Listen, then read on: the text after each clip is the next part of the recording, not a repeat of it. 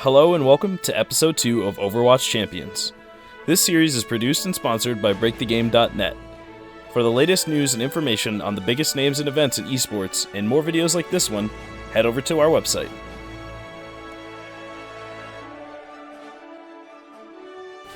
My name is Odin, and in this episode we're going to briefly cover the recent major patch for Overwatch.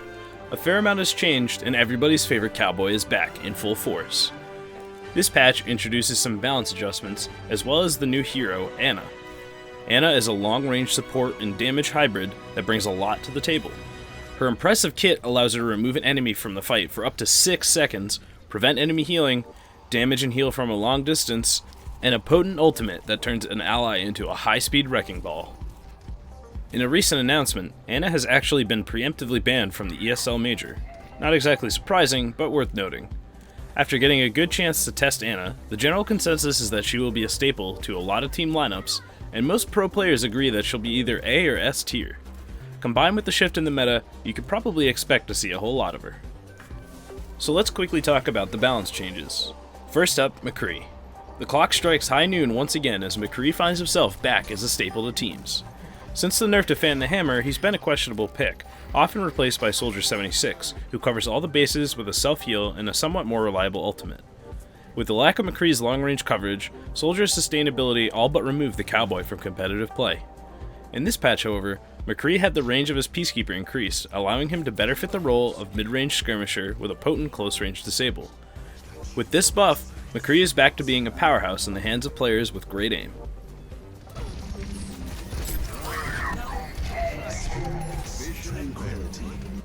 Next up, D.Va. The Korean superstar has made a crashing entrance back onto the scene. While she saw very niche pickups before, you can expect to see her picked up a lot more often. D.Va had a large number of changes, specifically to her ultimate. The time to explode was reduced by a whole second, and it no longer harms her and it charges faster. What more could you ask for? On top of all that, she received an overhaul to her defensive matrix, removing it as an ability and changing it to an alt fire. It now has a 4-second pool that fully recharges over 10 seconds whenever not in use. With this change, she is an excellent initiator for her team, allowing people to push behind the cover of her matrix fearlessly, and giving her the ability to shut down dangerous ultimates and escape many situations. This is truly a great patch for D.Va.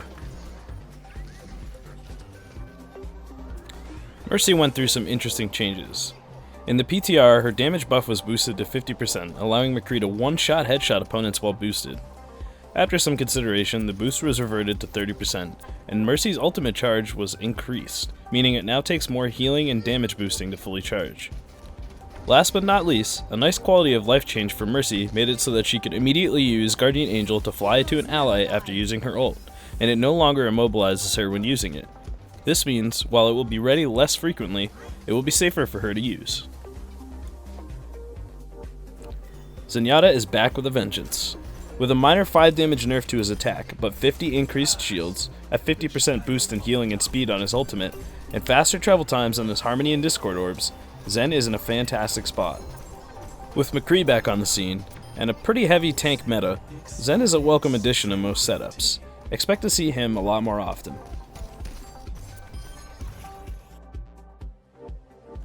In the last major change, Soldier had his recoil recovery nerfed a little bit, meaning that he's less accurate when burst firing at long ranges unless he takes more time with his shots.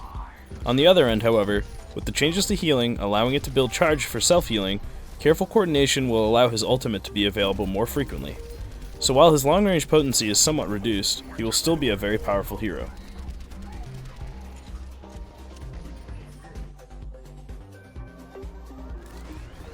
On a side note, some heroes also received slight nerfs to the charge time of their ultimate abilities. This is to offset the changes allowing self-healing to charge ultimates. They will most likely end up equaling out to be about the same as before. In consideration of these changes, you'll start to see a lot of fresh lineups, and Pharah's pure dominance that we've seen over the last month or so will diminish. While you can still expect to see her picked, she will no longer be a staple of every team. D.Va will now be a more reliable off-tank, allowing her to initiate or defend with her matrix on command, and deny areas more effectively with her super buffed ultimate. Zen's orb will now make Reaper less of a necessity versus tank-heavy lineups, and synergizes well with McCree's presence. The Cowboys' return will be a welcome way to deal with flankers, meaning you might start seeing a little bit less of Tracer, Genji, and Reaper. That's all for this episode. If you enjoyed the content, consider subscribing to keep updated on our latest uploads. Head over to www.breakthegame.net for all the latest things in esports. Thanks for watching, and we'll see you in the next episode.